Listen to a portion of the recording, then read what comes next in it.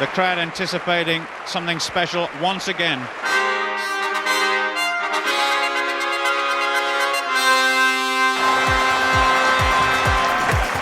Oh, it's a tough act to follow, but he's done it again.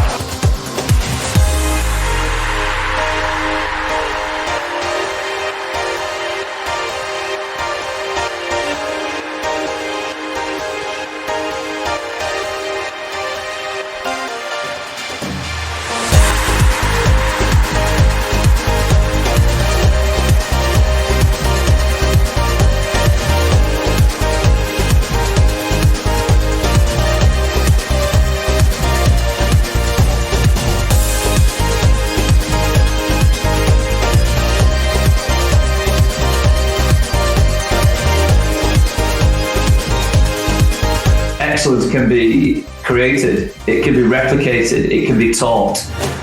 The In the Game Podcast, Season 2.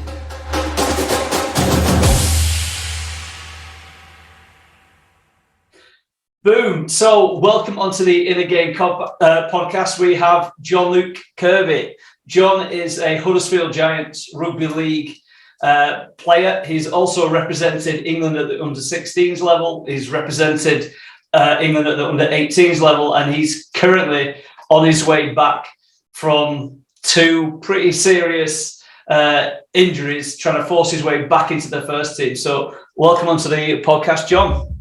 Yeah, thank you very much. Nice to be here, as always. So how did your journey into rugby league begin with you? What was it that pulled you into that sport over all the other ones that you could have picked from, John? My dad, really. My dad. I started playing when I was 10. I played the first club I went to was Thornhill. That was just because a few lads at my primary school went up training there. But my dad always played, so as soon as I said I fancied having a go at it, that was that sort of thing. So shortly after I started training, I moved up to Shawcross. I played 2 years there up until about 12, and then from there, I went up to Eastmore, which was my amateur club in Wakefield. And that's where my dad used to play, and the lad who he used to play with were coached there. They were in Division 1 for our age group, so they were one of the best teams around. So I went up there when I was 12. So I was there from being 12 to 16, and then got picked up from at Huddersfield from there. So yeah, started at Huddersfield at 15, and still there now at 23. And can you walk us through then the transition that you made through getting in at Huddersfield, and then obviously we mentioned how you got into the England squads, and obviously you've been in and out of the first team at Huddersfield. How from getting in at Huddersfield, can you walk us through some of that transition and what it was like trying to go from obviously being under 16s, then under 18s, and then the first team? Yeah, there's quite a big difference between those stages, really. So when you're 15, you get picked up from your amateur club, you get your scouts coming to watch you and stuff. And when you're in that scholarship, you train twice a week, I think, and then you play only a handful of games a year. It's probably about 8 games a year as a team. So it's really just showcasing what you can do and trying to push your way to get a contract with that academy. So once you then get out of that scholarship and into academy, it's pretty much full time. So you go from, like I said, playing 8 games a year or whatever, we're at 16, and then you're straight into college and straight into training every day. So I went up to college at Greenhead in Huddersfield, did my A-levels there, and we literally had Thursdays off. So it'd be college all day, early morning till about 3 p.m, and then straight into the gym, onto the field, Monday, Tuesday, Wednesday, Thursday off. Friday would be captain's run, and then into a game. So it's a big leap, that, from leaving school and training that scholarship environment to A-levels and pretty much full-time training. And that's to get you ready for that first team. But another thing that's quite significant in that then transitioning from the academy to the first team. I'm sorry, I lost my trail of thought there. Oh yeah, so sorry. So I spent 3 years at academy. So you go there so I've been at academy from sort of 16, 17, and that goes through to 19 then. So like I said, when I was 16, and then in that academy period, I were on top there. I played at that level, that international level. Obviously, really enjoying the rugby and stuff. And then when you get to that third year of your academy, that's when the club start looking at you thinking, is he going to push into that first team? Is he good enough? Is that what we need? So that's sort of when you really get down to it. Yeah. And then you, like you say, push up into that first team environment. And we're lucky enough to get a contract in that third year. You push up into that first team environment, and you go. Sorry, and you go from being very much a leader in that academy and on top and playing for England, captain, all that sort of stuff, and then you go up into that first team, and suddenly you've gone from being up there and top dog to literally the lowest of the low, squad number 30, whatever you are. So there's some big changes in that. So going from, like I say, one of the best in your amateur team, playing for England, then going up into academy, doing all your A levels, very full on, but still doing well, England standard, and then do well enough to get into that first team, and then boom, you're in that deep end then. Yeah, and you're trying to push your way in. So yeah, these are very, very different stages, but it's good, and it's a journey. Yeah, sure, it certainly is, and you've certainly been on one heck of a journey so far.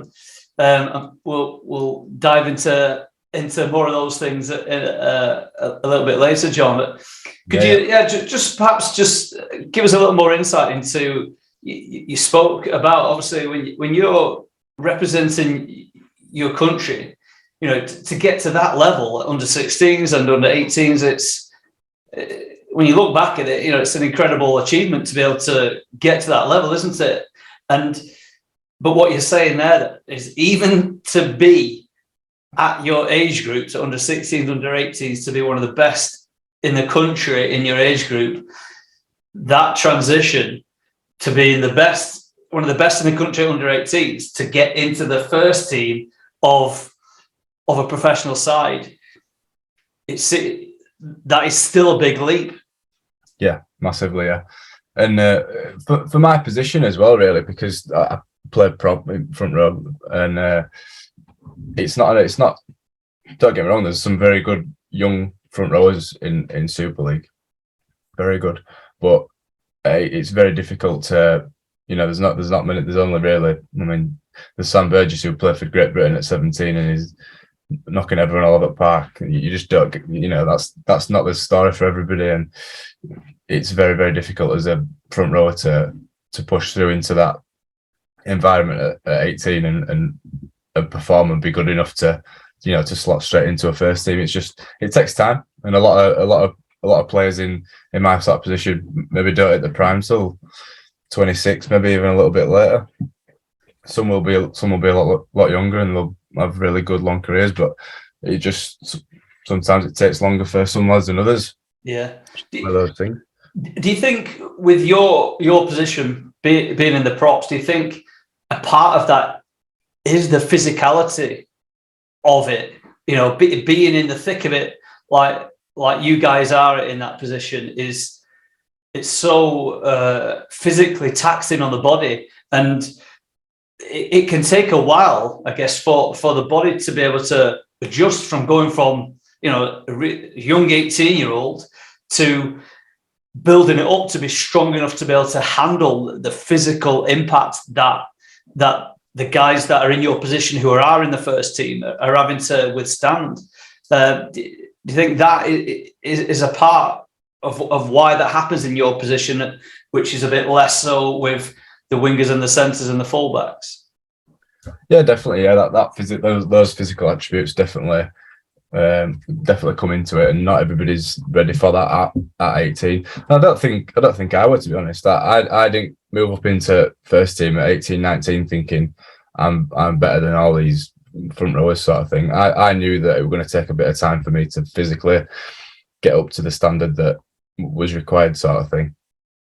But that's that sort of comes with that age thing that I was sort of talking about. Then that physicality and that sort of strength comes as you get a little bit older. And not like I said, not everybody's ready for that at 18, but it just depends on the individual as well. Everybody's got different physical attributes to work on. I mean, a big thing for me, and it still is now, still something that I'm working on now, is that explosiveness and that power and leg speed sort of, that explosiveness. And that's a big thing that I've been working on, and it's something I've improved on massively. But that maybe sounds like something you'd talk about with those outside backs now. But the way the game's going now, with how fast it is and how impact heavy it is, everybody's got to be fast and explosive. It doesn't really matter what position you're in, and that's what the coaches want. So yeah, it just depends on the person. There'll be a lot of 18, 19-year-old lads who need to put size on, need to get a bit bigger. But for me, it's that powerful, that power and that explosiveness that's going to get me in there. Yeah. Obviously, we've touched on how, you know, you've had these injuries, and we'll go into that a little more in a few more minutes. But I'm presuming in that time you've had some time to really think about life, think about yourself, think about your sport. And I'm just wondering, what's most important to you about playing rugby, especially after going through what you've gone through, John? When you look at it, what are the reasons why you're still doing what you're doing, why you're still pushing to try to get into that first team? Yeah, I find this quite a difficult question because I don't have a specific reason. You know, a lot of lads will say it's for my family, or my dad played and I want to make them proud. You know, or some lads will honestly admit to playing for money because it pays well, and they like the money. For me, I'm not sure what it is. I don't know why, but I remember deciding I wanted to play pro rugby when I was about 13, and I've worked that hard since then towards this goal.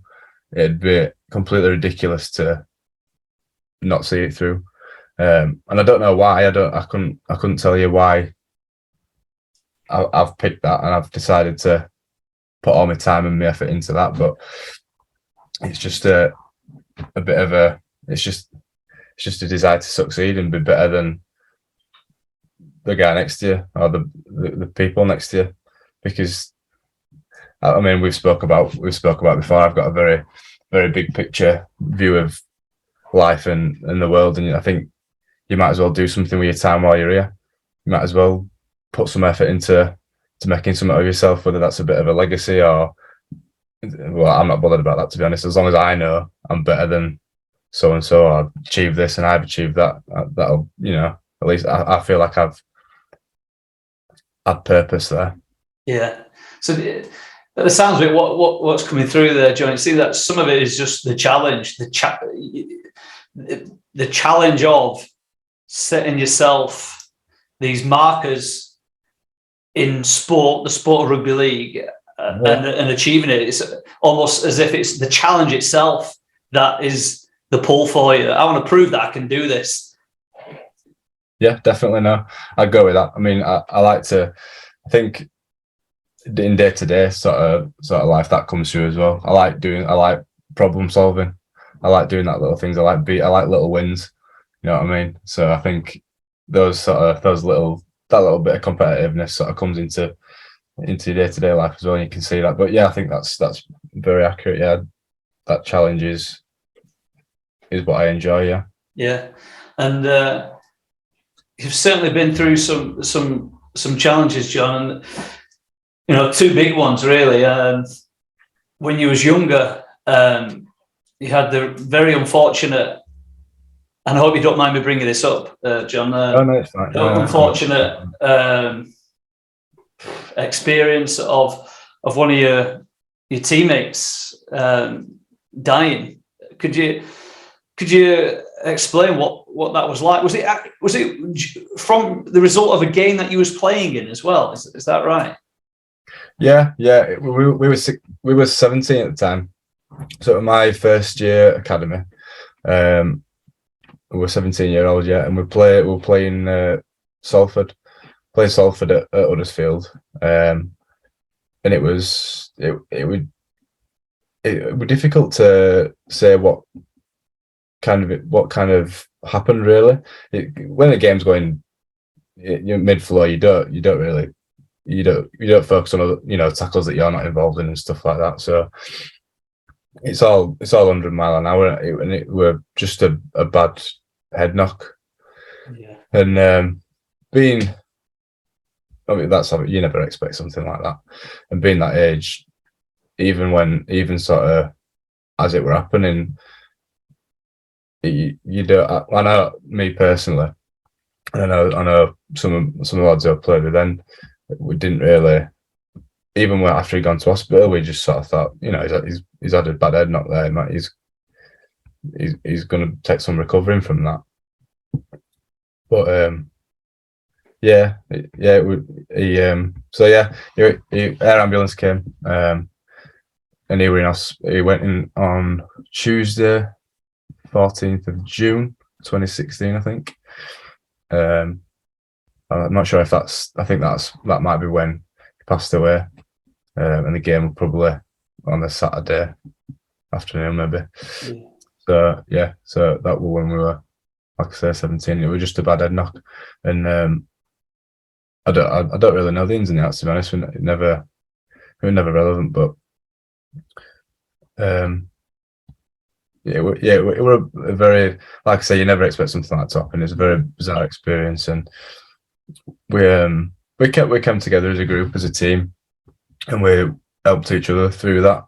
It was a very, very difficult time, obviously, and we had everyone dealt with it in their own way, sort of thing. Yeah. So over that weekend, when we knew it was a serious, very, very serious. After the Saturday night, when he was still in hospital, we came together as a team, and we stayed together that night. We've got like Giants training centre where our gym is and stuff. We all stayed over there together, and we'd stay at night, sort of thing, and slept and just stayed together just while we found out what happened. And so we're together when we found out, sort of thing. Yeah. It were, and not everybody wanted to do that. So after that, we had a bit of time off, obviously.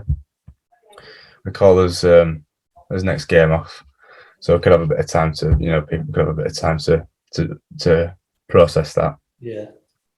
And some of us would go in, and we just put around Huddersfield or the gym, or just to keep ourselves busy. Yeah. It's difficult to explain, really. Like I've already mentioned, people process things like that differently, but when you're sort of that age, you might expect, like, I don't know, grandparents pass away or something like that, and I think that's more, not that it's expected, but that had been a very different process to you when you. I don't know if naive is the right word, but you just never ever imagine your mate dying or passing away, especially not playing rugby. I've never had up until then, had the thought of, when you go out and play, you never think, I could die today. Yeah. It's never a thought that you'd had before playing the game, which is another reason why I still play now. It really is. Yeah. But yeah, everybody deals with that. Everyone dealt with that differently. So we had that week off after that, and then we just potted about, let everybody deal with that the way they would. And then we got asked the question, do you want to, I think it must have been maybe 3 weeks after, coaches said, look, we've got a game against Wakefield coming up. Do you want to play it, sort of thing? And we all said, yeah, we wanted to play. We'd had a bit of time, and he'd done the same thing. He'd wanted to play. So we said we would, and we had a really good game. It wasn't necessarily we didn't play necessarily well, but it was just really, really emotional, and the sort of togetherness that we had. I think we won by 2 points. I think it was like 14-12, something like that. Yeah. And the like I said, the togetherness that we had in that squad that year, and for that game in particular was pretty special, and I'll always remember that, because some of my best mates were in that team as well, and went through that with them. So yeah, when you go through an experience like that with people, and with like the coaches and stuff as well, a lot of the coaches and stuff that were there then are still at Huddersfield now. Yeah. And when you go through something like that with people, it develops a sort of a connection with those people. Yeah. And Yeah. it's pretty special. But did it change anything about how you played the game, or how you thought about the game of rugby, or was you able to just keep that separate from it all? Yeah, I don't think it really changed the way I felt about my rugby, but definitely about my outlook on just things in general. Yeah, 100%. Yeah, 100%. Because he were a great bloke. He were a great bloke, and I weren't his best mate by any stretch. You know, he had close friends in that team, sort of thing. But we had a good time, and he were very, very upbeat, and had a great sense of humour and that, and he were always laughing and mucking about. And I reckon if, you know, I don't know how to word it really. I reckon he wouldn't have like, I don't know. Some of the lads did struggle with it, like playing rugby for a bit after that. Yeah. But I know he'd have wanted us to just crack on with it. Yeah. He'd have just said, "Oh, you know, stop messing about, just get on with it." Yeah. I'd have played, so just get on with it, sort of thing. Yeah. But yeah, in respect. That's in respect to rugby. In respect to, like I say, the way it changed, the way I think about things, just in general, just in the sense that I'd never take anything for granted. Yeah. If ever I feel a bit rubbish or hard done by, or, you know, I'm feeling a bit sorry for myself, sort of thing, I'll just you know, that's when he sort of pops up and says, you know, you're here. Yeah. Just get on with it. You know. Yeah. Think of what could have been. Yeah. Yeah. We can all get caught up in thinking that the world revolves around ourselves, and these small issues which, you know, people blow up inside their minds. You know, the vast majority of the time those things aren't really that much at all, are they? Not in the bigger picture. For you at such a young age, you know, I can imagine it's there just as a reminder, just as how, you know, infallible, you know, you can be, or life can be, and to make the most of your time, because nobody knows, you know, nobody ever knows when it's their time, do they? Yeah, which is it's an outlook that people sort of speak about, and, you know, you I don't know, maybe parents say it to you or something like that, but, you know, met most of you. That's how when you're at school. You know, most of the time at school, because it goes dead fast, and when you're young, you're like, oh no, it's rubbish. It goes on forever. You know, you don't think you're going to grow up, sort of thing.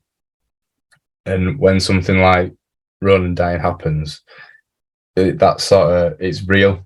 It's relatable. It's not just somebody saying, oh, you know, met most. You know, have a good, you know, make sure you enjoy yourself, sort of thing. You don't just brush it off. You're like, oh no, because you've got something to relate to. You're like, actually. Yeah, I will. Yeah. And I take, like I said, I take moments like that, even if it's something like not related to rugby. If it's something like being on holiday, you know, being on a nice beach, you've got to take a moment to have a look and think, yeah, this is nice. I'm making most, and I'm not taking it for granted. You know, I respect every moment that I've got, sort of thing. Fantastic. So obviously, after that point, then John, it was then about you working your way up, getting signed at the end of the academy, and then getting into the first team. And it seemed like at one point that the door had opened and the opportunity was there. You made your debut in the first team, didn't you? And yep. At that point, you're thinking, right, now I've got my foot in the door, and it's now time to smash my way through it. But then, unfortunately, you've had I don't know what word to use, but an unfortunate twist of fate, I guess. And you've not just snapped your cruciate knee ligament once, but then rehabilitated that and come back and had the same injury again. Was it to the same knee again as well? The exact same knee, same ligament. Yeah. So how's that been? You're just coming out on the other side of back-to-back cruciate knee ligament injuries, and I'd imagine that this process for, I'm not sure, has it been pretty much 2 years now, John? Has been massively mental. We're talking about the inner game, and to go through that injury once takes a lot of obviously physical strain, but also mental strain. But then to have to do that twice, how was that journey in these last 2 years? This process been for you, John? Very difficult, to put it mildly. I made my debut at the end of 2019. I only played 3 games, played the last 3 games that year, and we were avoiding relegation. We needed to win them, and we did, so we were all right. And like I say, I thought I was ready to kick on then after making my debut, and I had a good pre-season over 2020.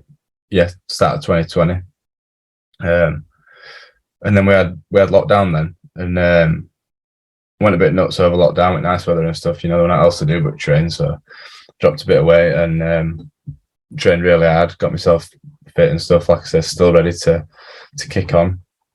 Very positive, and then I had my first ACL that were training. I just had a little tweak. Did a bit of rehab on it, and then it just snapped. So then I spent from middle of 2020 to middle of 2021 rehabilitating that.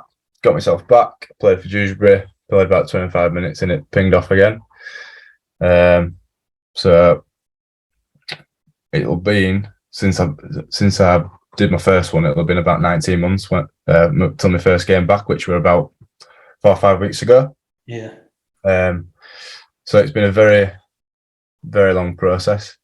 But yeah, it's very nice to be back. And I think I played my first game, like I said, 4 or 5 weeks ago against Wigan at reserves. So, but I know I spoke to you not too long ago about the second time that it went. I think the first time, obviously, I wasn't happy about it, but I'd never had a big injury. I've been fairly lucky on that front, and I think the novelty of it sort of keeps you stimulated. There's something different, first time I'd had an operation. I didn't, we're all different. We're all new. I'd never been in rehab. Not that exciting. It was just something different. Yeah, something I hadn't experienced before. And then, like I said, that second time it went, that's something else you just don't prepare for when you've spent so long rehabbing your knee and you feel ready to go and good again.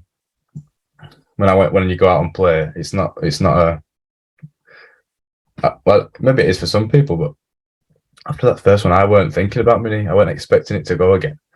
I thought, I've done my 9 months. I've worked really hard. I've done everything possible to get it strong and ready to go again. I was ready to just crack on. It wasn't even a thought for me. And then, like I said, like we say, it went again when I played for Dewsbury, and that were definitely the toughest thing I've had to deal with, mentally related to to me rugby. That's the first time I've thought about what I might have to do if I didn't play rugby. You know, the first time I've really thought about an alternative career. Yeah. So yeah, that was tough. That was tough. And when you've spent so long, there's loads of factors that contribute to a struggle when you're in rehab for that long. But you know, there's monotony of the rehab every day when you've already done 9 months of it and doing the same exercises and the same training. And by that time, when you've already been out 9 months and you've got to do another, well, it ended up being 10 months. You don't feel like I spoke about purpose earlier. You feel absolutely useless. You're doing nothing. You've got a goal to get yourself fit, but you're not achieving anything. I mean, you are on a small scale because you're getting yourself back fit, but you're almost stood still. Yeah. You're just fixing yourself so that you can then crack on and achieve your actual goal. Yeah. It's like a little side mission, but a really shit one. I guess because your goal is here, playing week in, week out, regularly in the first team, and then you drop down all the way here because of this injury, and to get to the end of the goal, which is rehabbing the knee, doesn't even get you. It's getting you back. It's not even getting you back to where you was before. It's taking you back even before that. You know. Yeah. So like me being back playing now, even though I've played a couple of games for reserves, I'm not quite as far down as I probably feel. But like you say, I feel like I'm back below where I was when I was 19, 20. Oh, well, probably 20 when I made my debut. But I'm not, because I've got a lot more experience than what I did have. But it's that's like you say, you are just below that point of where you want to be to start again. Yeah. So it's a tough one. It's a tough one. There's loads of stuff that comes with it. You don't, when you spend that long away from the team, you don't feel like you really. It's nobody's fault. It's nobody's fault. You don't feel like you're part of that squad sort of thing. That's just one of them things. You just got to deal with it. It's not like anybody treats you differently. You just can't do the stuff that rugby players are meant to do. Yeah. How for anybody who, many athletes, footballers, rugby players, in all walks of sports who are, at an elite level, how did you keep yourself motivated and to keep coming back?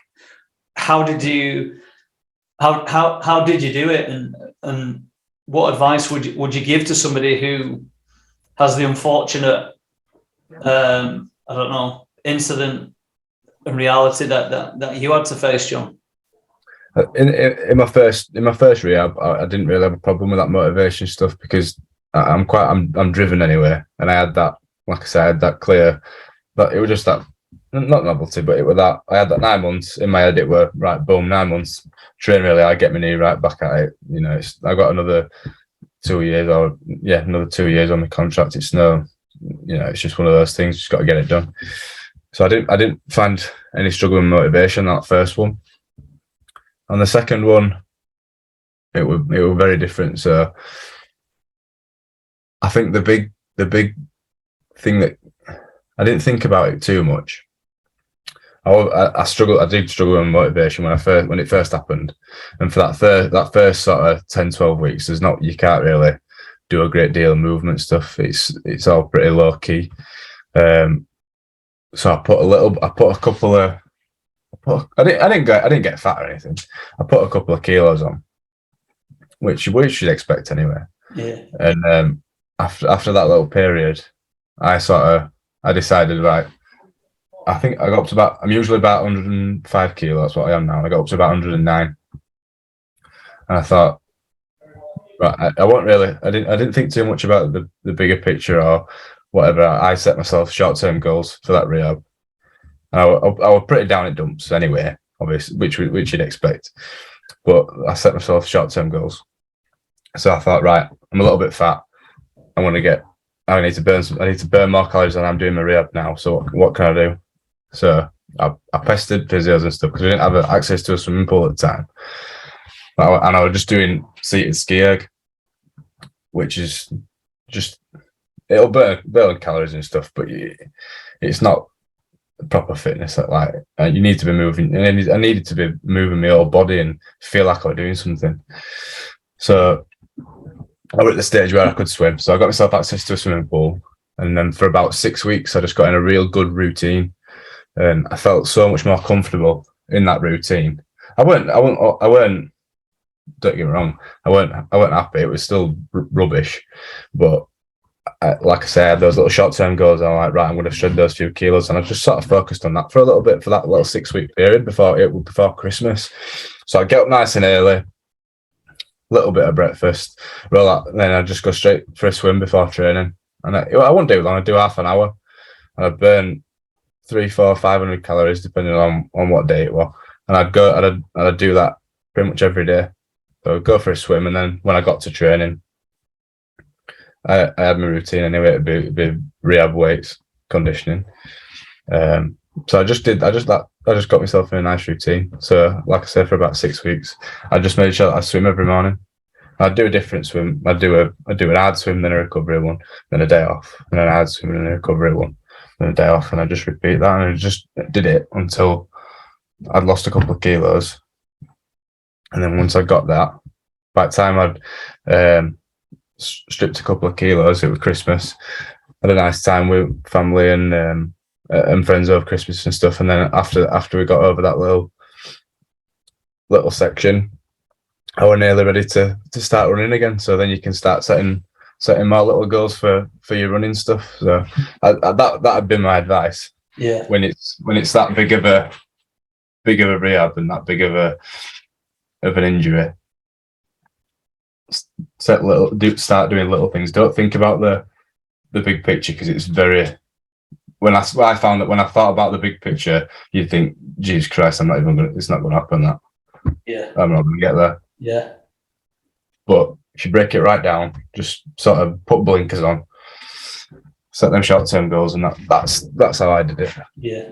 Yeah, that makes perfect sense, John. And there's a time and a place to be thinking about the big picture, but that was not then, was it? And you needed to tap into that reward center. Get some dopamine, get some easy wins, get some wins, get the balls moving forwards again. You've been stuck with the injury, and it was time for your mind and your body to start finding some way of finding satisfaction, reward from something. And just the smallest, winnable, achievable, realistic goals must have been so powerful for you, just to give you something to aim for that you felt like you could actually achieve as well, because there would have been so many things that were outside of the possibility of being able to achieve them. So even the goals that you selected had to be very important as well, didn't they? Trying to go for too much, has its obviously issues with the injury itself, and just getting that, as I say, that intrinsic reward and drive going again must have been, really important for you. And I'd imagine that's where many people would fall foul there, that they lose sight of the big picture, and then they're not able to start the shorter term goals to get them moving closer towards the big picture again. Yeah, definitely. Yeah, I think as well, I'm quite lucky in the fact that even when, like I said, you've got that routine, I'd get home probably about 3:00. Start early morning, get home probably about 3:00. You need to have something after that as well for me.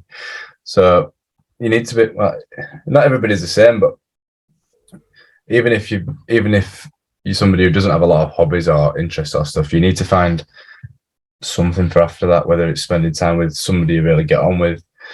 I'm a bit of a nerd. I love reading. I've got loads of books, and I love I did my art at school. Still do plenty of drawing and stuff.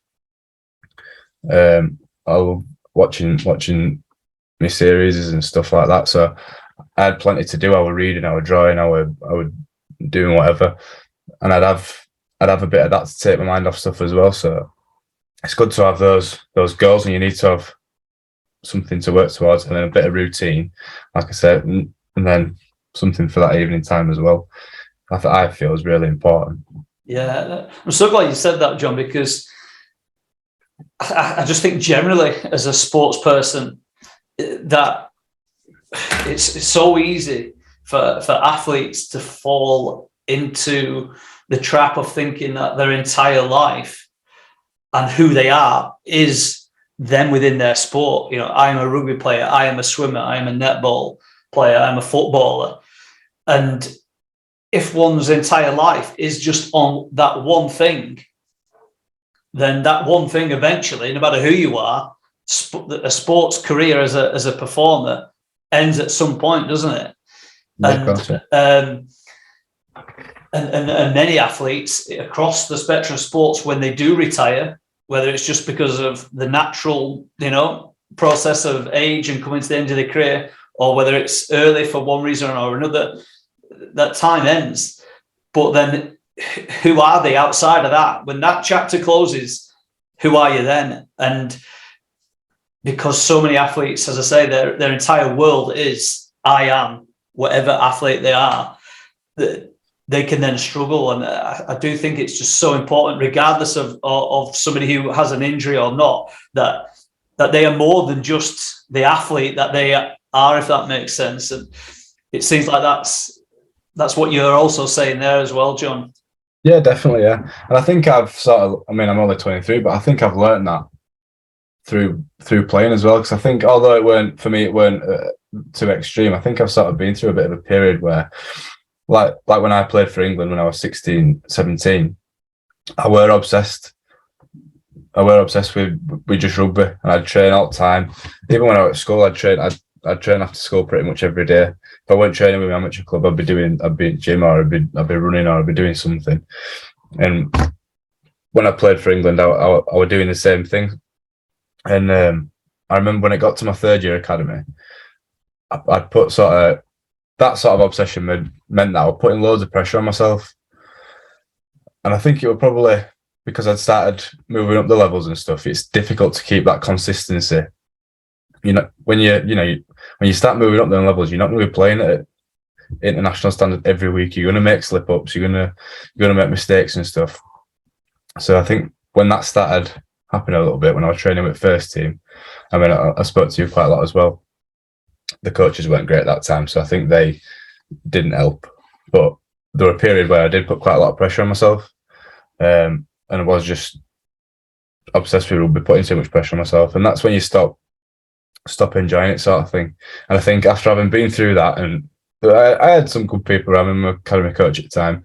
He helped me out with that when I was in that third year, struggling with putting too much pressure on myself. And I think having done that in the past, that's meant that I've actually found ways to relax and relieve that pressure, and just take a minute and read for a bit and just chill out. You don't have to think about rugby all the time. It's not good for you. It's not. You need to have a bit of downtime, even if it don't have to be that long. If you really are that, if you really love rugby that much and you think about it all day, even just take an hour. And the difference it'll have is massive, and it just helps relieve that bit of pressure and just relaxes you. Yeah, I found anyway. Yeah, I do find that really fascinating. What you mentioned there, John, about the obsessiveness, and you hear some athletes talk about that, and they talk about it as, in a good sense, and because for them, for some of the people that do talk about this obsessiveness, it's gained them some level of success. And I've spent a lot of time really trying to work and dissect that, this obsessiveness towards achieving something in whatever walk of life it is, in sport, career, whatever it is. And for me, I came to the conclusion that I agree with that. It can only be to a certain extent. I think there has to be this tenacity, doesn't there, towards achieving something. You cannot take that out. In sport, if you do not have tenacity and if you do not have resilience, you are done. There's no doubt about it. But finding that balance is a key, and it is a skill, and it's a skill that athletes can struggle with. There's plenty of examples littered throughout life of people, whether it be in business, in music, in acting, they have this obsessiveness towards what they're doing, and it ultimately falls apart for them. Look at somebody like a Paul Gascoigne, completely obsessed with his football. A Robin Williams, an actor, obsessed with his acting and takes his own life. This obsessiveness, it can take somebody very, very far, but at what cost at the end of it, and people need to make sure that their values within themselves are aligned. People need to spend time analyzing what are the values, and by values I mean what is most important to you about living the life that you want. And if somebody hasn't got that in order, and they just put sport to the top of that list and everything else, nothing else matters, they will float, they'll drive through life at rocket speed and leaving a trail of destruction behind them, and look back at some point and realize that they've made quite a few mistakes along the way. So I'm really glad that you've kind of said that there, and not everybody will agree with that, I'm sure, but I certainly do, and I think it is important. You hear so many athletes talking about the mental health struggles that they've got, and some of it is down to the fact that they can't let go of their sport, and some of that is also piled on top of them by the coaches who have this kind of warped, in my opinion, not all coaches obviously, but who can have this warped obsession with winning at all costs, and which goes back to the pressure that it then puts on people. And and when I'm saying people, I'm also talking about kids. When you look back now at yourself at 18, and that was only 5 years ago, I bet looking at yourself, that version of you, I bet it feels like you're just a young kid then, wasn't it? And absolutely, yeah. We don't start learning these things about life and how to handle things until we get older. But athletes, elite athletes, children athletes, youth athletes, they are put into a pressure cooker environment that no other 16, 17, 18-year-old is doing, are they, outside of sport? No other 16, 17, 18-year-old will have ever gone through what you and many other sports people have done at that age, because that environment is only ever created at that age in sport, isn't it? Yeah, absolutely, yeah. And like you've mentioned, the coaches can have a massive impact on not just your performance and your, like you said, the pressure sort of stuff, but your career as a whole. I mean, when you're sort of that age, and when we went up and started training with first team, probably 18-year-old, that might, in my case, I don't think you are a particularly good coach, but that's just my opinion. But I didn't know that then, sort of thing. You move up when you're 18, you start training and stuff, and you don't really question it. You're just like, oh right, well this is what it is. This is how it is. You don't really know any different because you haven't got that experience yet of different coaches. And it's only really now, I think this will be like taking out like assistant coaches and interim and stuff. This will be like my third coach, and I haven't really had too much interaction with him yet. Obviously, I've only just come back from injury and played a couple of games, but the difference between the lads now and how we're playing now, when we just come out of I know we lost, but we just come out of a Challenge Cup final. The difference between the group now and the groups that I was part of, being 18 and 19 and 20, is completely different. But when you're a young kid, you're not to know that. There's no way of knowing that you've got a bad coach, really. You just sort of think, oh, this is how it is, and this is the environment that it's going to. No, this is how it's going to be. Yeah. But yeah, now having had a couple of coaches and a couple more years, you can really tell the difference between a good coach and a bad one, and the impact that they can have. Yeah, it's massive.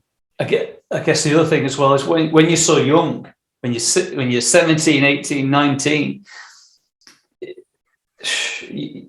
these coaches are the gatekeepers to your future, aren't they? And yeah, totally.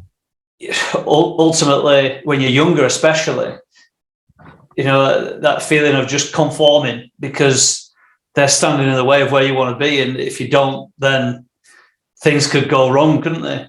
So I guess there's part of you where it's just about accepting it because I need to get there, and that guy is going to help me get along that path. Yeah, absolutely.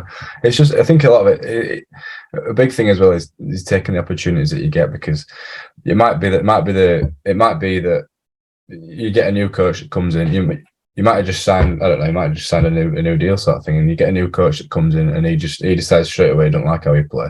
They don't like it. It's not personal. It's just that's how sport goes. So you might be at a club then where you've got a coach that don't like how you play. You're just going to be on fringes sort of thing and not doing a great deal. So that's sort of where, especially like when I was a bit younger, I don't think that's really ever been the case with me so far. I don't think anyway, but I suppose you never know. But when you sort of go on loan to clubs and stuff, that's where you've got to take those opportunities. You've got to play for other coaches and sort of just show what you can do. And when you get a chance to work with different coaches, just make an impression sort of thing, because it really is. It is a small world, and especially within rugby league, everybody knows everybody. If you impress a couple of coaches here and there, they'll talk about it'll spread a little bit, and that's where you sort of create those opportunities for yourself. So they can have the coaches can have a massive effect. When you're in a first team Super League team, they can really affect your career. But then you've got to look at that and, like I said, take your opportunities elsewhere and just be proactive and sort of, like I said, look after yourself, take those opportunities and try and impress other people.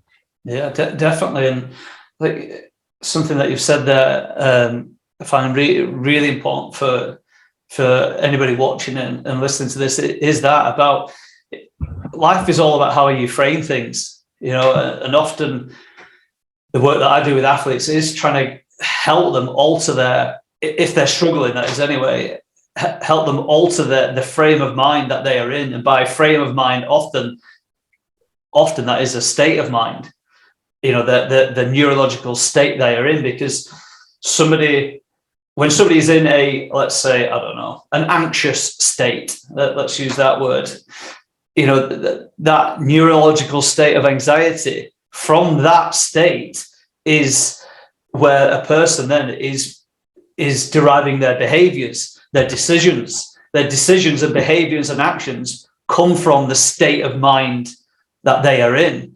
And I'd imagine it could have been easy for you or for somebody when they've not quite got in the first team and they've been sent out on loan. It could be easy for somebody to get into a negative state, a state of frustration, a woe is me kind of mentality. Why am I out here when I know I could be over there, sort of thing? I know I'm good enough for that first team, but I'm out here, with these guys playing at a, so-called lesser level or something like that. And I hear this with footballers. I was speaking to an academy football coach who was at one of the lower leagues, I think Division 1 or Division 2, and somebody was loaned out from the Premier League down into their club, and they just came with an awful attitude. Day one they turned up. He's turned up to this club on loan and turned up like an hour late, past the training. didn't even have all of his kit with him. Didn't even have all his kit. And because and what he was saying was that this lad had really didn't like the fact that he'd gone from being at this Premier League club, amazing facilities, pampered, everything laid out in this multi-million-pound environment, and then they've dropped down to the real world, the nitty-gritty of football, and didn't think that he belonged there and was above the people that were there. And it obviously ultimately didn't last 5 minutes. That kind of mentality could have crept in with you, couldn't it? But as you say, it's up to you as an athlete to make the most of it. Every opportunity is an opportunity to take yourself forward in some way. A few good performances out on loan, is enough to get that word spread back to the people at your club or even elsewhere. A different club within the Super League. All that takes is that spark there. Jon-Luke, he's tearing it up out here, and that could lead to somewhere else. And if people kind of lose sight of the opportunity that they've got, then things could very quickly kind of be pulled from under the feet, couldn't it? Yeah, absolutely. Yeah, and it is frustrating. I know when I were in 2019, before I made my debut, I were out at I went to Hunslet and Halifax that year, but I know I got brought back after being at Hunslet thinking I was going to play, and then he sort of changed his mind and went, "Oh no, you're off back to Hunslet," and it was frustrating. And you do have them thoughts, and it's normal to be frustrated at that, because you back yourself and you're confident in yourself to be in that first team, but once you can't hang on to that. You can think that's fine, but then when you go on loan, like I say, it's another opportunity. You don't go on that. You don't go on loan to be miserable and take a bad attitude. I mean, you're not going to get anywhere, are you? Like you say, you're just going to you have 5 minutes and you'll be gone. Yeah, you've just got to turn it into a bit of a positive. Yeah, and it was for me. And if you approach it with a good attitude, like we say, that's what's gonna lead to good things. When I went to Hunslet, because I felt at the time under a bit quite not pressure, but I put pressure on myself when I in that first team environment for that year. When I went out on loan, there weren't any pressure because there were nobody from the club there. That coach weren't there, and I could just enjoy myself and play well. And it sort of it worked in the end, because then I got picked for first team and I made my debut. So yeah, it's all opportunities. That's how you've got to approach it. You mentioned there, John, and you mentioned it a couple of times now about that word pressure, and I'm a firm believer that pressure is just a state. And when you break pressure down, it's some kind of low-level anxiety, some kind of fear of something. It's just an internal state that is created, and that can be created. It can be influenced by the outside, but ultimately, it is a person themselves that creates that. Every one of us is 100%, capable of controlling their inner state of mind. And I'm just curious to know, as to when you say you were putting pressure on yourself, how were you doing this? Can you describe how you were doing it? How were you kind of creating that feeling of pressure within yourself? What was some of the things that you was doing that was kind of manifesting that state? It was just a lot of it was self-talk. Just I don't know if worry is the right word. I think a lot of it were related to the coach at the time that we spoke about. So it was sort of fear of making mistakes, fear of making errors in training, messing up in training, sort of thing. So once that were embedded, that making a mistake we're end up well, we're going to think, oh, rubbish, I'm never going to get picked, sort of thing. So then when I'd go into training, worrying about making errors, being rubbish in training, whatever. And that was pretty much it. So it was just me telling myself that, worrying, fear of making mistakes and errors. But I think that really did come down to how we were spoke to and coached, sort of thing. But yeah, I think that's for me. That's what it looked like. Yeah, and that makes sense. And as you will know, to perform at your best, the mind needs to be clear of that. You need to be able to play with freedom, don't you? To be able to express yourself, to be able to take risks. You've got to take risks out there, haven't you? Yeah, absolutely. Stepping out, at the elite level, like you're striving to do and have done, you're not going to win big games taking the safe, easy options, are you? Yeah. You have to be able to take risks. Even fine margins, the pass that is only just about to come off, but that pass has to be so minutely played at the right time that just feeds that guy through, or that offload, or you have to be able to play in that way. And whilst you were in that state, being driven by the fear of making a mistake, I'd imagine that your gameplay tactically was becoming quite safe as well. Yeah, well, you make more errors as well. Yeah, because you're scared of doing it. You can't if you have the attitude to never, like, if you display that avoidance behaviour and you never make the pass in training, you're never going to get better at it. You're never going to progress. The difference now between my training, or how I feel going into training now to then, is completely different. Like now, if we're doing a skills drill or whatever, I'll take that risk. If it don't work, I mean, I'm a prop anyway. It's not like I'm going to be pinging passes all over and doing out fancy. But if we're practicing passing under pressure, I'm going to push it and try it. And if I don't, I'm never going to get any better at it. Exactly. And if it don't work, and if I make an error, nothing happens. Exactly. Try it again. Yeah. It's no drama. Before, if I did something like that, if I made a bad pass or whatever, my first thought would be, what's coach thinking? What's he thinking? What about what I've just done there? He's going to think I'm rubbish, sort of thing. But don't bother me anymore. That's because it's sort of, because a lot of it is because of the stuff, the techniques we used, but a lot of it is new coaches and experience as well. Yeah, and it's come up time and time again, what we're touching on there, John, with all the athletes who've been on the podcast, the environment that is the internal environment, the inner game environment, but also the environment that you are physically within.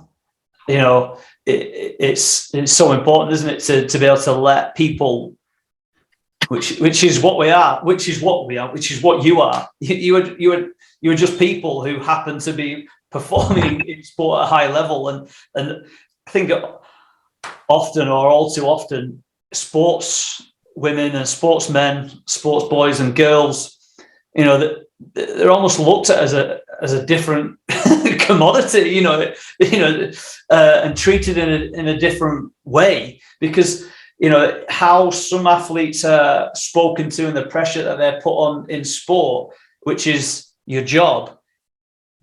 That same environment is not put on people in their jobs in other industries, are they? No, not all. Yeah, people in 9-to-5 jobs who maybe, I don't know, work in office or wherever they might be, will not experience that sort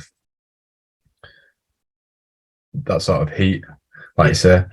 I think it's understandable as well, because when we're in a team like we are, everything that each individual does affects the next bloke. It affects your teammate, your coach, anybody who's at that club. The success, each individual success is reliant on your teammates and the other people at the club, which is why it's so important to have a good culture sort of thing. Whereas if you're at I don't want to sound sort of derogatory, but a normal job, something that's not, I don't know the right word, a normal job. Yeah. What you do, it might affect sort of how well a company does, sort of thing, or how much money that company makes a year, but it's not going to affect the person sat at the desk next to you. They're still going to get the wage at the end of the month or at the end of the week. Whereas us boys, if the person next to you messes up bad enough, you will lose money. You lose your win bonuses. You lose your add-ons, sort of thing. You don't get any of that. So it's understandable why we get that heat. But yeah, a lot of people who are in different jobs wouldn't get that attention. Yeah. Completely different experience, really. Yeah, absolutely. Yeah. How much then, John, do you feel doing what you do, being at the elite end of rugby league? How much is being able to perform at the top level in rugby league? How much of it is physical, and how much is it mental, in your opinion? And if you could you try and quantify that as a percentage? Obviously, there's no taking away, that playing rugby league is so physical, and it's arguably the most brutal, physically demanding sport that is played in our country, in my opinion, anyway. There is a mental side to it. Where do you believe that kind of seesaw that kind of resides? I reckon I'd go 75-25 in favour of mental. Really? For me personally, for my journey, it's definitely has been, yeah. Maybe not for others. For a lot of lads who like we said at the start, there might be some lads who really struggled with the body composition sort of thing and the physical side of it, and that might have been their struggle all the way through playing, and that physical side might have been much more prominent for them. But for me, I've always been I've never had any trouble putting size on or weight on, and I'm a fairly big lad. It's never been that much, and I've always kept myself fit. It's never been a massive. I've always had physical attributes to work on, but I've always found the mental side of it more important and more challenging than anything else. Whether it be stuff off the field, like say we running, or we're not getting selected for certain stuff, or injuries. That's a big one for me. I mean, getting through that 2 years was all mental. Don't get me wrong, you have to do the training and the rehab and stuff, and all your exercises and your weights and your conditioning stuff, and it's hard, but I can do that. I know I can do that. I've got the drive to do that and the energy to do that. It's motivating yourself to do it over and over and over again. That when you're actually there, you're doing it. It's exercise, isn't it? I don't find that bit difficult.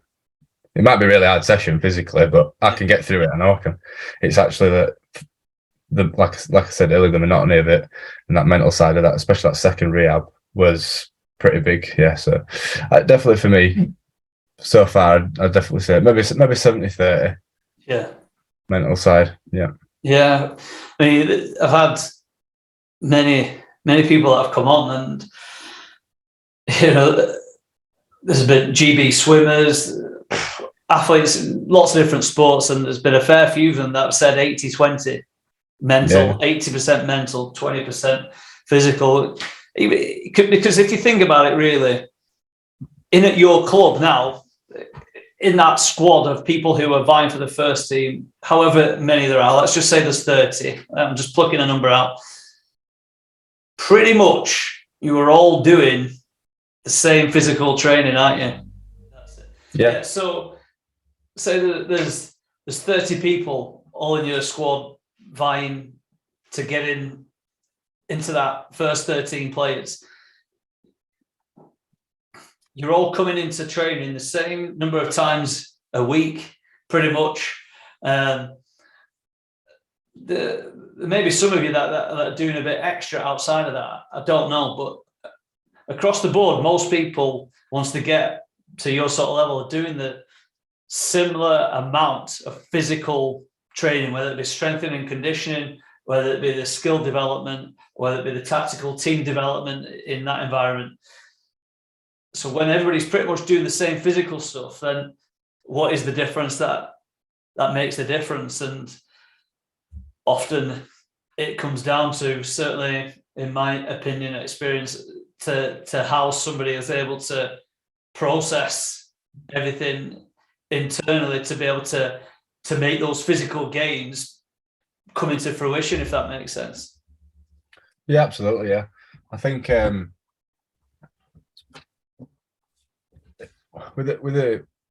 it's a weird one. I mean, I had a conversation. I had a conversation a couple of weeks ago, and we were saying that to say that everybody does the exact same training, like especially over pre-season sort of period.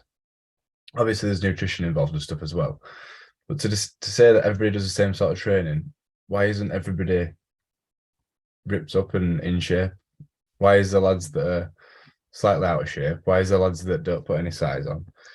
And there's obviously a lot of factors. Some of that will be to do with like the lads who don't do extras, which is like you just said. That's a lot of the time. That's the difference between the lads who excel, what they do on their own when nobody's watching, because you do still have to do that stuff. And there's another factor of everybody might do the same training over pre-season, but how many people skip sets when you're in gym? How many people do the sets but don't really push themselves and just do steady away sort of weight? They don't train to get stronger.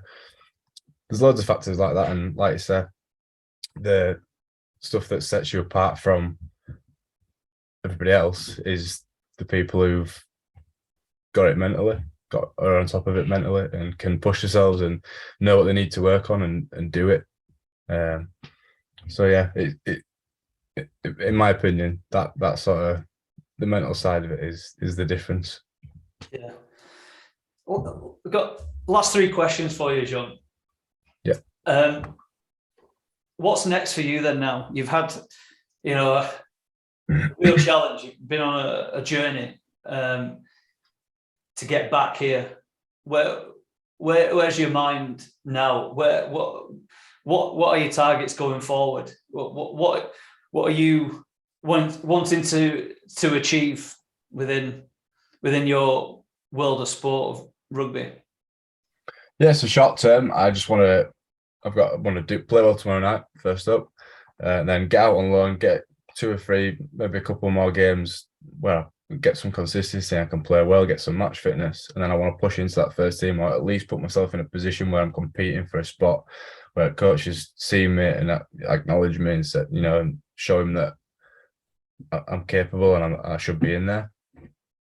My contract's up at the end of this year, so it's it's all or nothing for me now. This next couple of months, I've got to prove to people that I deserve a contract. Long term, it's the same as it's always been. I want to fulfill my potential and do everything that I can possibly do in this sport.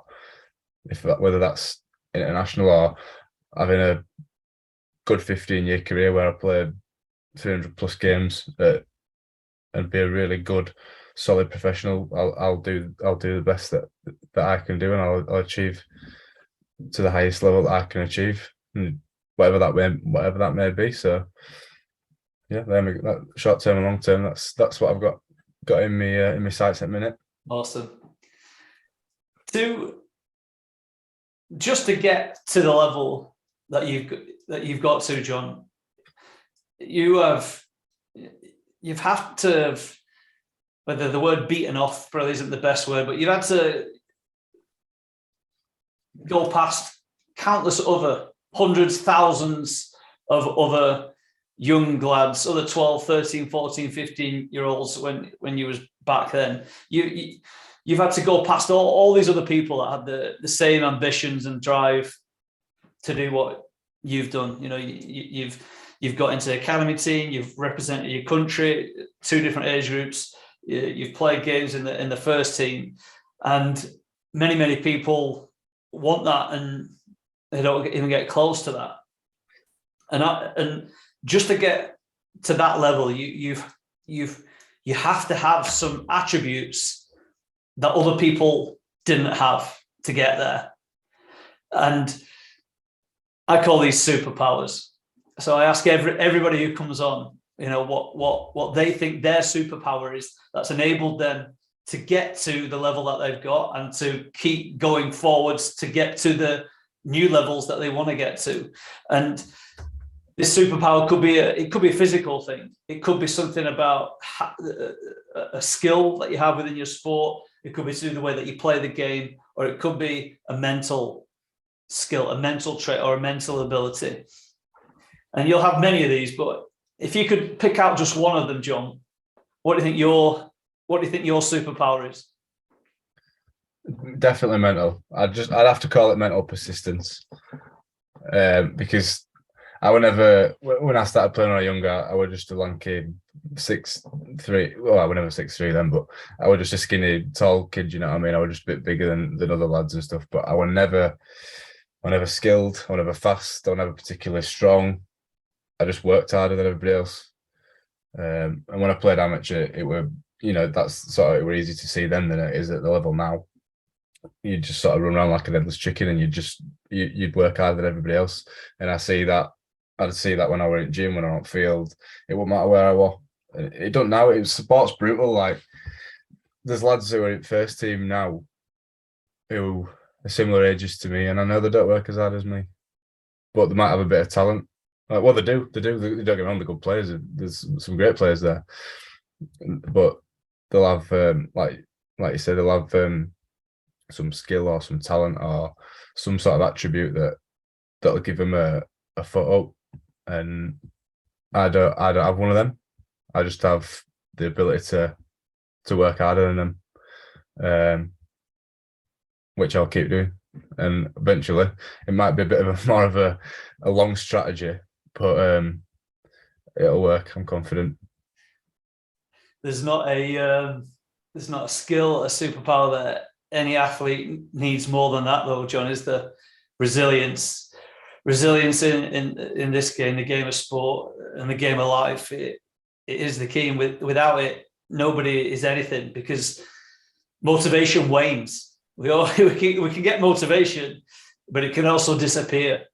But that word persistence or resilience, whichever word is the best word which fits, without that, motivation will go. When you on your second cruciate knee ligament injury and operation, motivation goes. Then it's something else that gets you through all that, isn't it? Absolutely, yeah. 100%. It's that is going to get you to where you want to go, John. I've got absolutely no doubt about that, buddy. My last question for you is, what is sporting excellence to you? In your eyes, what is achieving sporting excellence to you? That's a difficult one, really. I think similar to what my goals are. So when I said long term, I want to achieve everything that I want to achieve in my sport, that is sporting excellence. It's when you get there. So when I've played for England or GB, or when I've had 10 years of top pro rugby player, that's when I'll be able to say I've achieved sporting excellence. It's the pinnacle. Sporting excellence is the pinnacle of whatever your sport may be, or even what your goals are. Yeah, that's what it is for me. That's what it represents for me. Awesome, John. Great answer, and I think that's a great way of wrapping it all up. And I just want to say thanks again for coming on and giving up your time as ever. We've had a really great, insightful chat here, John, and I've not asked half the questions that I was going to, and I could have kept going, but I think it's set up to have a round 2 at some point in the future where we go off in a slightly different direction. But yeah, it's been really fascinating talking to you, and anybody who watches this is going to be able to pick up some really useful things, because athletes, one of the biggest challenges that they'll have is injury. You know, it's one of the things that'll be in many athletes' minds. Maybe they haven't been injured and they're thinking, well, I wonder how I'll approach it if I do. Or maybe there's somebody out there in a sport who is injured now, who's thinking that the road back is too far. But you're living proof, you know, not just once, twice, you've come back, and I've got absolutely no doubt that Jon-luke Mark III is a better version than the first one and the second one. And I'm really looking forward to seeing how things progress with you, John. So thanks again for coming on, buddy. It's been an absolute pleasure. Yeah, no worries. Pleasure. I enjoyed it. Thank you very much.